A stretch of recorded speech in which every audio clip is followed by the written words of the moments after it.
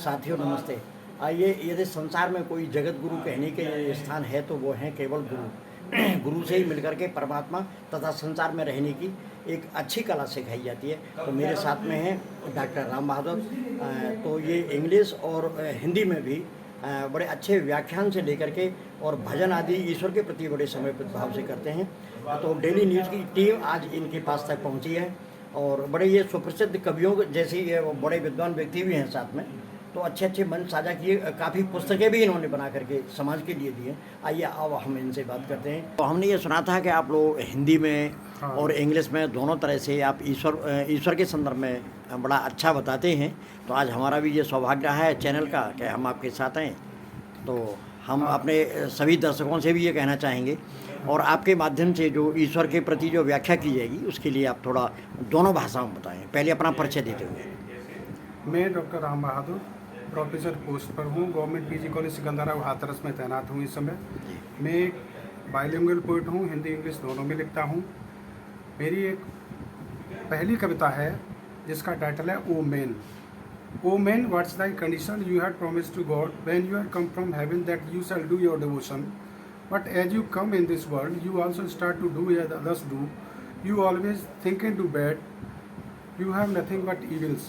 O man, if you want true seed in life, then you should attend to God's commands, O man. इसका भावार्थ ये है, अरे आदमी तेरी क्या दशा है। जब तू माँ के गर्भाशय में था तब तूने वायदा किया था कि मैं ईश्वर की पूजा करूंगा, लेकिन जैसे ही तू इस दुनिया में आया और इस संसार की हवा लगी तो तू भी वही करने लगा जैसे दुनिया के लोग करते हैं। तेरे पास बुराइयों के अलावा कुछ भी नहीं है। अरे आदमी, यदि तू ईश्वर का आत्म साक्षात्कार करना चाहता है तो तुझे ईश्वर के बनाए हुए मार्ग पर चलना पड़ेगा। अरे आदमी, तेरी क्या दशा है।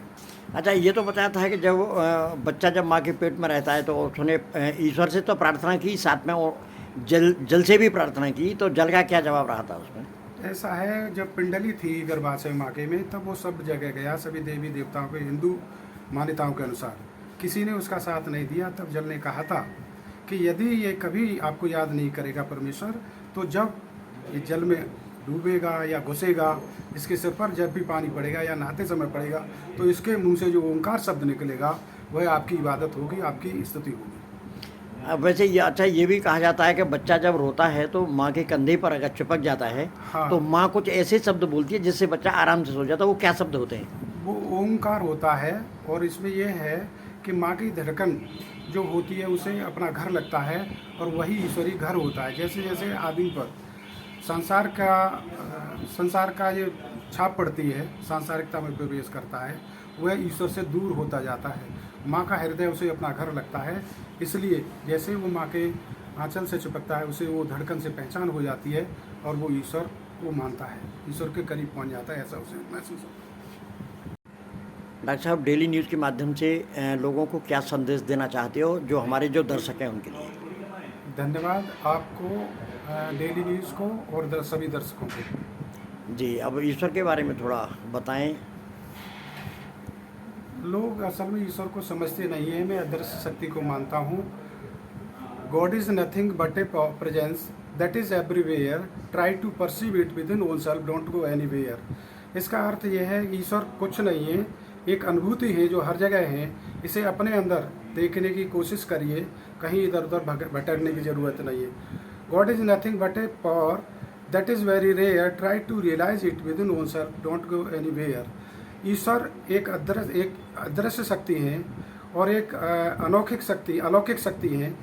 इसको अपने अंदर महसूस करने की कोशिश करनी चाहिए। आदमी को इधर उधर नहीं भटकना चाहिए। मेरे हिसाब से ईश्वर एक अदृश्य शक्ति है जो हर एक के हृदय में विराजमान है। तो क्या लोग ये भी कहते हैं कुछ कि ईश्वर सर्वशक्तिमान है, निराकारी है, निराकार है, तो क्या इसमें भी आप? हाँ, मैं भी मानता हूँ कि ईश्वर सर्वज्ञ है, सर्वशक्तिशाली है और ईश्वर निराकार है। जैसे जितने भी हम मानव हैं उन मानव के रूप में ईश्वर ही है। माता हमारी आई हैं, वो ईश्वर का ही प्रतिबिंब है। ईश्वर हर जगह इंसान के रूप में तो हैं और आप दर्शन नहीं कर सकते साक्षात रूप में, इसलिए माँ भेजी। और अगर कोई आध्यात्म को जानने वाला है तो हर इंसान के अंदर ईश्वर का अंश जन्म लेता है। ये मैं मानता हूँ कि हर इंसान जो है वो ईश्वर का अंश है। डॉक्टर साहब, माता पिता के प्रति लोगों को क्या कर्तव्य निभाना चाहिए? मेरे हिसाब से अगर इसमें दुनिया में लाने वाला कोई है तो वो माता और पिता ही हैं।